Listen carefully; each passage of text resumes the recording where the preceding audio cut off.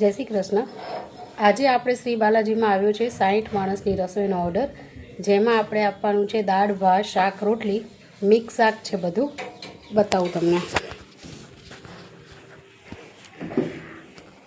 આ આપણું શાક છે।